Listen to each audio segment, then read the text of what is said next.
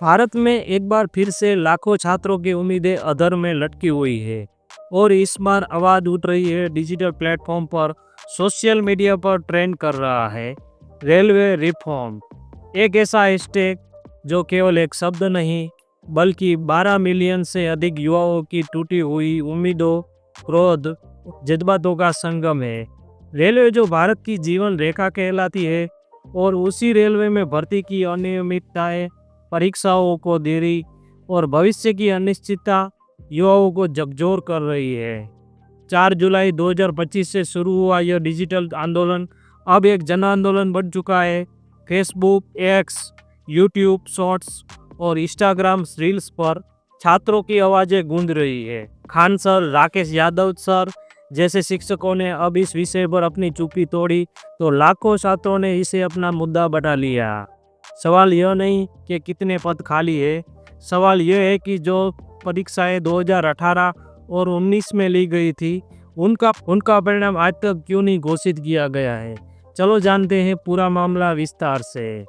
Railway भर्ती board यानी RRB की परीक्षाएं भारत के सबसे बड़े सरकारी भर्ती परीक्षाओं में गिनी जाती है, परंतु पिछले कुछ वर्षों में इस व्यवस्था में ऐसी गड़बड़ियां और देरी देखी गई है कि छात्रों का भरोसा डगमगाने लगा है। उदाहरण देखिए, आरआरबी एएलपी 2018 रिजल्ट और डॉक्यूमेंट वेरिफिकेशन आज तक लटका हुआ है। आरआरबी एनटीपीसी 2019 परीक्षा हुई, रिजल्ट आया लेकिन सीबीटी स्टेज 2 लटका हुआ है। ग्रुप डी 2018 परीक्षा के बाद भी नियुक्ति नहीं हुई है और नई भर्ती भी नहीं आई है।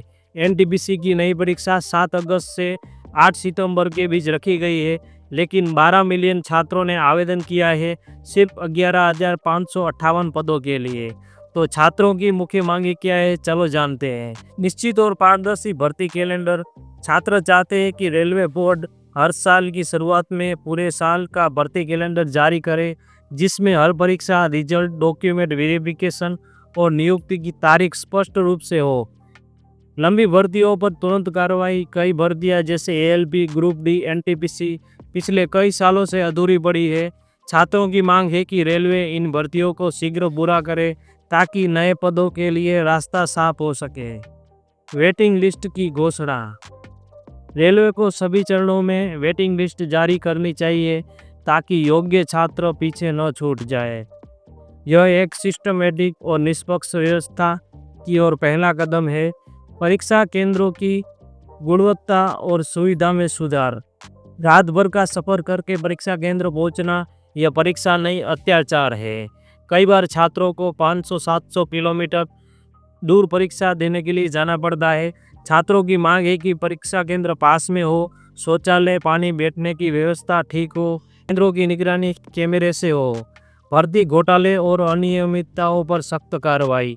छात्रों की आखिरी लेकिन सबसे जरूरी मांग है कि रेलवे भर्ती प्रक्रिया को भ्रष्टाचार मुक्त और पारदर्शी बनाया जाए।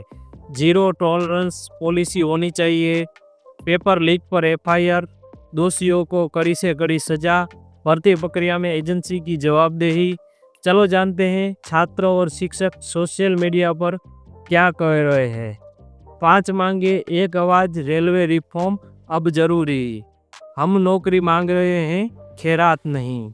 रेलवे देश की रीढ़ है लेकिन युवाओं की रीढ़ तोड़ दी है।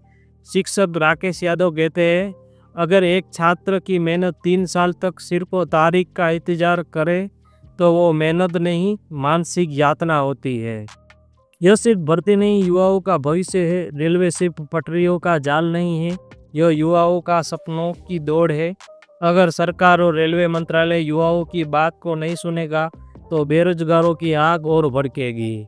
अंत में निष्कर्ष निकलता है कि रेलवे रिफॉर्म सिर्फ एक ट्रेंड नहीं, यह भारत के सबसे बड़े सरकारी विभाग में युवाओं का विश्वास फिर से स्थापित करने की मांग है। सरकार को चाहिए कि पारदर्शी नीति लाए, भर्ती प्रक्रिया समयबद्ध बनाए और छात्रों के भविष्य से खिलवाड़ बंद करे, क्योंकि जब 12 मिलियन युवा एक सवाल पूछे तो जवाब जरूरी हो जाता है।